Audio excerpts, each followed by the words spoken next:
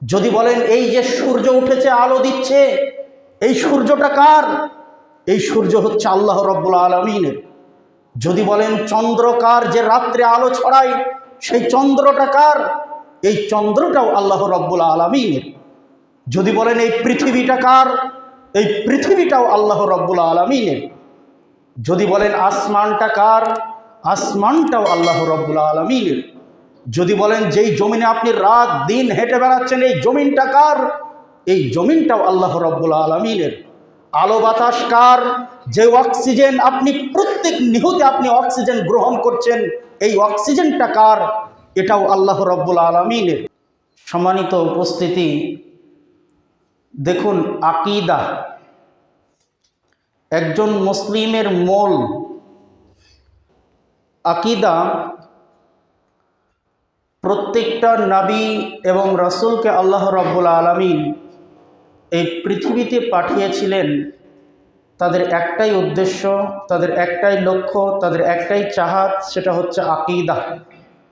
আর প্রত্যেকটা নবী এবং রাসূলকে আল্লাহ রাব্বুল আলামিন এই দুনিয়াতে পাঠিয়েছিলেন এই আকীদাটাকে সংশোধন করার জন্য। প্রত্যেকটা নবী ও রাসূলের টার্গেট ছিল এটাই। ইবনে আব্বাস রাদিয়াল্লাহু আনহু, যাকে বলা হয় রাইসুল মুফাসসিরিন, মুফাসসিরদের, তাফসির কারকদের সর্দার যাকে বলা হয়, তো ইবনে আব্বাস রাদিয়াল্লাহু আনহু ইয়্যাকা না'বুদু ওয়া ইয়্যাকা নাস্তাঈন, ওগো আল্লাহ, একমাত্র আমরা তোমারই ইবাদত করি এবং তোমারই কাছে সাহায্য চাই। এই আয়াতটার অনুবাদে তিনি বলেছেন ইয়্যাকা না'বুদু ওয়া ইয়্যাকা নাস্তাঈন, ইয়াকানু ওয়াহিদু, মানে আল্লাহ তোমারই ইবাদত করি, ইয়াকা না'বুদু তোমারই ইবাদত করি, মানে তোমার তাওহীদ প্রতিষ্ঠা করি। ইবনে আব্বাস রাদিয়াল্লাহু আনহু বলছেন, যার জন্যে পৃথিবীর শ্রেষ্ঠ মানুষ মুহাম্মদ সাল্লাল্লাহু আলাইহি ওয়াসাল্লাম স্পেশালভাবে দোয়া করেছিলেন যে আল্লাহ, তুমি ইবনে আব্বাস রাদিয়াল্লাহু আনহুকে দ্বীনের হিকমা, কোরআন মাজিদের এবং সহিহ হাদিসের সঠিক বুঝ দান করো। তিনি এই ব্যাখ্যাটা করেছেন যে ইয়্যাকা না'বুদু, আল্লাহ তোমারই ইবাদত করি, ইয়াকানু ওয়াহিদু, মানে তোমার তাওহীদ প্রতিষ্ঠা করি, মানে তোমার একত্বের ঘোষণা দিই। বাস্তব তাই। আমরা সালাতে দাঁড়িয়ে এই যে সালাত একটা ইবাদত কেন করি? তার একত্বের স্বীকৃতি দিই। যে সালাতটা শুরুই করি, আরম্ভই করি আল্লাহু আকবার, আল্লাহ সর্বমহান, আল্লাহ সবচাইতে বড়। তো আল্লাহর ওয়াহদানিয়াত বা আল্লাহর একত্বের ঘোষণা দেওয়ার জন্যই কিন্তু আমরা সালাতটা পড়ি। সম্মানিত বাবজিও ভাইরা, আল্লাহ রাব্বুল আলামিন একক, অদ্বিতীয়, তার কোনো সমকক্ষ নাই, তার কোনো শরীক নেই, লা শারিক। তিনি সালাতের ক্ষেত্রে, সিয়ামের ক্ষেত্রে, হজ্জের ক্ষেত্রে, যাকাতের ক্ষেত্রে, ফিতরার ক্ষেত্রে, দান সদাকার ক্ষেত্রে, তসবিহ তাহলিলের ক্ষেত্রে, জিকির আজকারের ক্ষেত্রে, সব ক্ষেত্রে মানুষের ইবাদত পাওয়ার একমাত্র হকদার, মানুষের ইবাদত পাওয়ার একমাত্র ইলাহ, এইটা প্রতিষ্ঠা করাই কিন্তু তাওহীদ। আর একজন মানুষ কেনই বা করবে না? আর কেনই বা করবে না একজন মানুষ? কারণ এই পৃথিবীতে যা কিছু রয়েছে সব কিছু আল্লাহ রাব্বুল আলামিনের। যদি বলেন এই যে সূর্য উঠেছে আলো দিচ্ছে, এই সূর্যটা কার? এই সূর্য হচ্ছে আল্লাহ রাব্বুল আলামিনের। যদি বলেন চন্দ্র কার, যে রাত্রে আলো ছড়ায়, সেই চন্দ্রটা কার? এই চন্দ্রটাও আল্লাহ রাব্বুল আলামিনের। যদি বলেন এই পৃথিবীটা কার? এই পৃথিবীটাও আল্লাহ রাব্বুল আলামিনের। যদি বলেন আসমানটা কার, আসমানটাও আল্লাহ রব্বুল আলামিনের। যদি বলেন যেই জমিনে আপনি রাত দিন হেঁটে বেড়াচ্ছেন এই জমিনটা কার, এই জমিনটাও আল্লাহ রব্বুল আলামিনের। আলো বাতাস কার, যে অক্সিজেন আপনি প্রত্যেক নিহতে আপনি অক্সিজেন গ্রহণ করছেন এই অক্সিজেনটা কার, এটাও আল্লাহ রব্বুল আলামিনের। আলো বাতাস, চন্দ্র গ্রহ নক্ষত্র সব কিছুই আল্লাহ রাব্বুল আলামিনের। তো কেন আপনি তার তাওহীদ বা একত্বের ঘোষণা কেন দিবেন না? তার তাওহীদ বা একত্বের ঘোষণা দেওয়ার জন্যই তো আল্লাহ রাব্বুল আলামিন আমাদেরকে এই পৃথিবীতে পাঠিয়েছেন। তার তাওহীদ মেনে নেওয়ার জন্যই তো আল্লাহ রাব্বুল আলামিন আমাদেরকে মানুষ হিসেবে সৃষ্টি করেছেন। সম্মানিত দিনীয় ভাই, সূর্য গ্রহ চন্দ্র নক্ষত্র সব কিছু আল্লাহর, তো আপনি কেন তার তাওহীদের একত্বের ঘোষণা দিবেন না?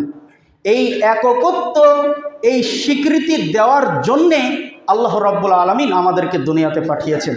সম্মানিত বাপজি ও ভাইরা, সর্বক্ষেত্রে তার তাওহীদ বা একত্বের স্বীকৃতি দিলে লাভটা কি, আমাদের ফজিলতটা কি?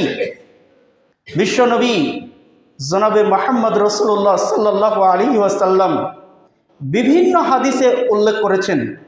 যেমন বিখ্যাত সাহাবী আবু হুরায়রা রাদিয়াল্লাহু আনহু, যিনি হাজার হাজার হাদিস বর্ণনা করেছেন, সেই আবু হুরায়রা রাদিয়াল্লাহু আনহু বলতেছেন, আমার এমনও সময় আমার ওপর দিয়ে পার হয়ে গেছে যে আমি ক্ষুধার যন্ত্রণা সহ্য না করতে পেরে আমি হাঁটতে পারতাম না, তার রাস্তায় গড়া দিতে দিতে যেতাম। সেই আবু হুরায়রা রাদিয়াল্লাহু আনহু হাদিস বর্ণনা করছেন। সেই আবু হুরায়রা রাদিয়াল্লাহু আনহু বলছেন, আমার উপর দিয়ে এমনও দিনকাল পার হয়ে গেছে যে আমি ক্ষুধার জ্বালা যন্ত্রণা সহ্য না করতে পেরে পেটের সাথে একটা পাথরকে নিয়ে টিপে বেঁধে রাখতাম যাতে আমার খিদেটা একটু কমে যায়। এই কারণে সেই আবু হুরায়রা রাদিয়াল্লাহু আনহু হাদিস বর্ণনা করছেন যে একজন পল্লীর বেদুইন, অশিক্ষিত গাঁওয়ার আনপাড় মানুষ আল্লাহ রাসূল সাল্লাল্লাহু আলাইহি ওয়াসাল্লামের কাছে এসে জিজ্ঞেস করছেন। আল্লাহ রাসূল সাল্লাল্লাহু আলাইহি ওয়াসাল্লামের কাছে আসলো, এসে বলছে, দুল্লানি আলা আমালিন ইদা আমিলতুহু দাখালতুল জান্নাহ। হে আল্লাহর রাসূল, আপনি আমাকে এমন একটা আমল শিখিয়ে দেন তো। হে আল্লাহর রাসূল, আপনি আমাকে এমন একটা আমল জানিয়ে দেন তো, এমন একটা আমলের কথা আমাকে বলে দেন তো হে আল্লাহর রাসূল, যেই আমলটা আমি যথাযথভাবে করতে চাই, মানে যেই আমলটা আমি করব আর জান্নাতে চলে যাব, এইরকম একটা আমলের কথা আমাকে বলুন তো হে আল্লাহর রাসূল সাল্লাল্লাহু আলাইহি ওয়াসাল্লাম।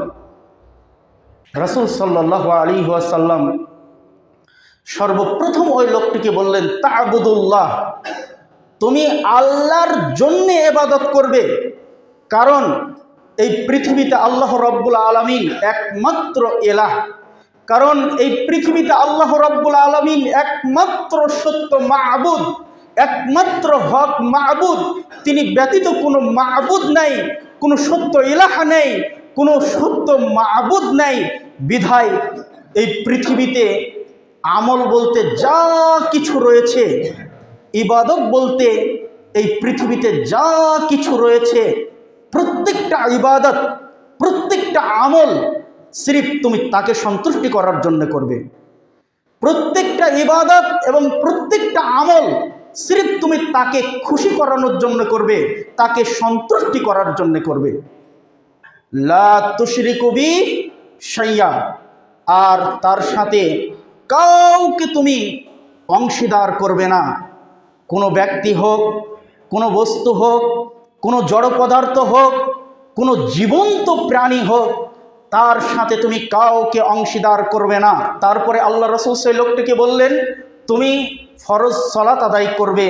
তারপরে আল্লাহ রাসূল তারপরে লোকটিকে বললেন, তুমি ফরজ যাকাত দিবে। তারপরে বললেন, রমজান মাসে ফরজ সিয়াম পালন করবে। লোকটি বলল, ওয়াল্লাযী নাফসি বিয়াদিহি লা আজিদু আলা হাযা। হে আল্লাহর রাসূল, আপনি যেটা বললেন আমি সেটাই করব, এর চাইতে কিছু বেশিও করব না। ওয়াফি রাওয়ায়াতিন, অন্য হাদিসে এসেছে ওয়ালা আনকুসু, তার চাইতে আমি কমও করব না। মানে আমি কমও বেশি করব না, আপনি যেটা বলেছেন ঠিক আমি ততটুকুই করব, তার এক চুল আমি এদিক ওদিকে করব না।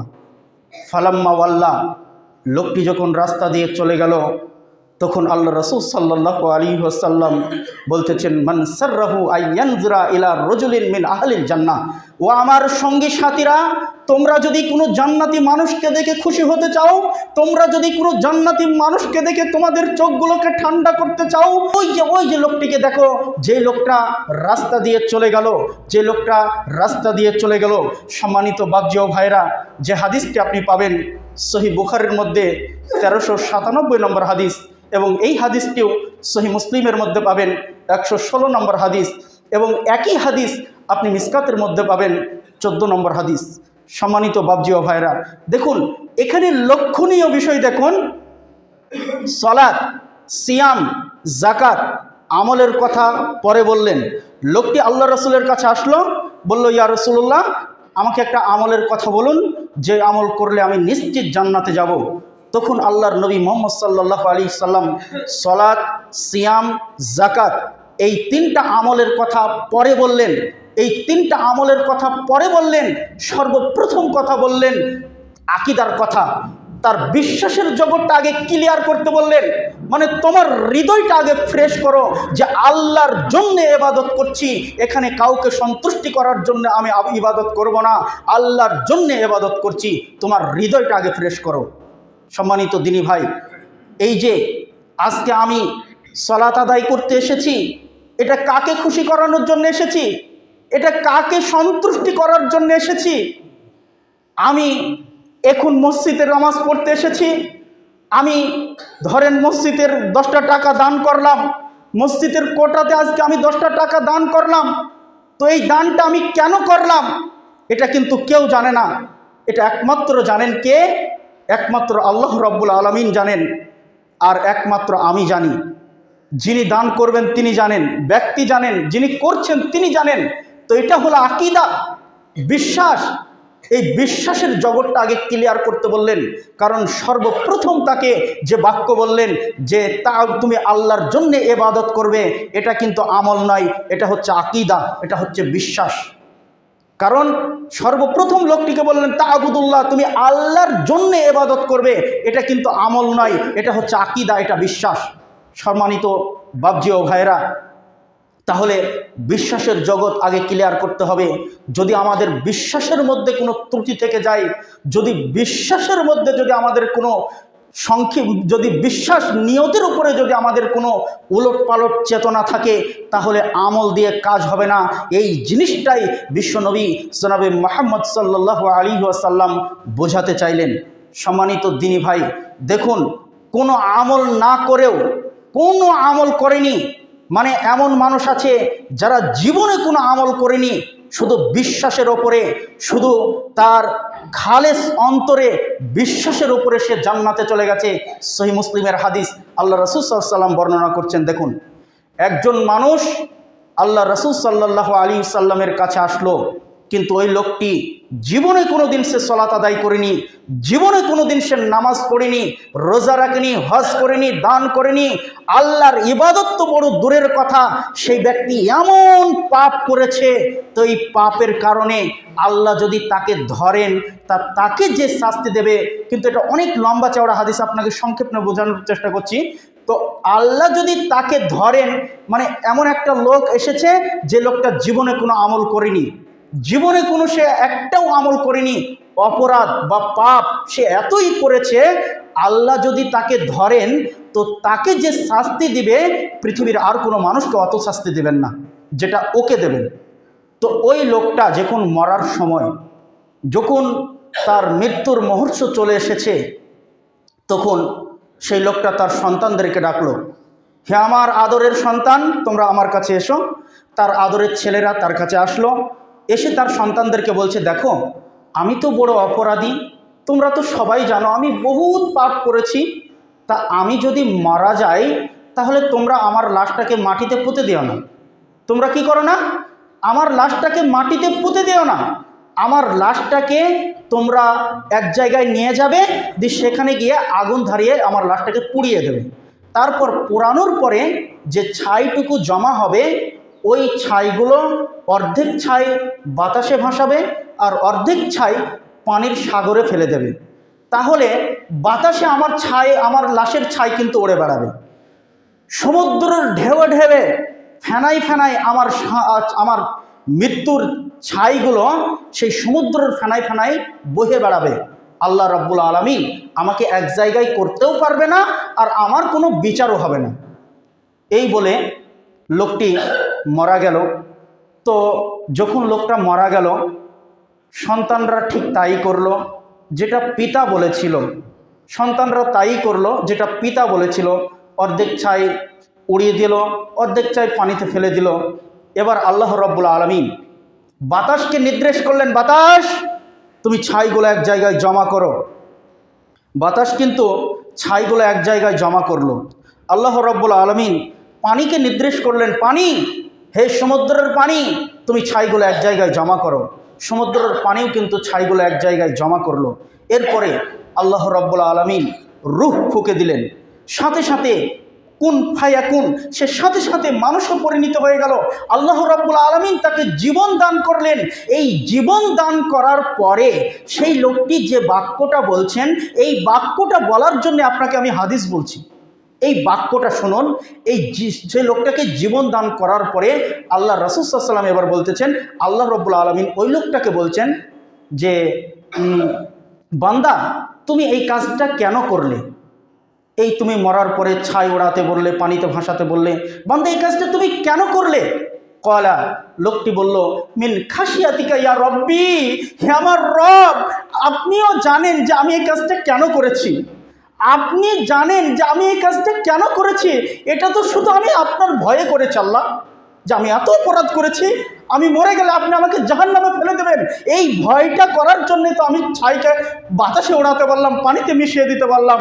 সম্মানিত দিনী ভাই, যাই হোক, অনেক লম্বা চওড়া হাদিস। এখানে বুঝলাম ওই লোকটার যে বিশ্বাস, তার বিশ্বাসটা দেখুন, যে আল্লাহ তাকে জাহান্নামে দেবে, এই ভয়ে কিন্তু সে এই কাজটা করেছে। তার জন্য আল্লাহকে বলছে, কলা মিন খাশিয়াতিকা ইয়া রব্বি, হে আমার রব, এটা তো আপনিও জানেন যে এই কাজটা আমি কেন করেছি। আল্লাহু আকবার। এই বলে সেই লোকটাকে জান্নাতে দেবে।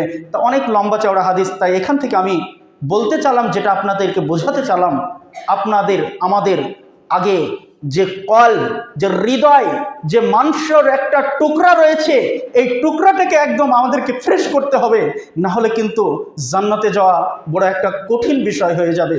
সম্মানিত দিনী ভাই, পরিশেষে আল্লাহর কাছে দোয়া করব, আল্লাহ তুমি আমাদের সকলকে কোরআন এবং সহিহ হাদিস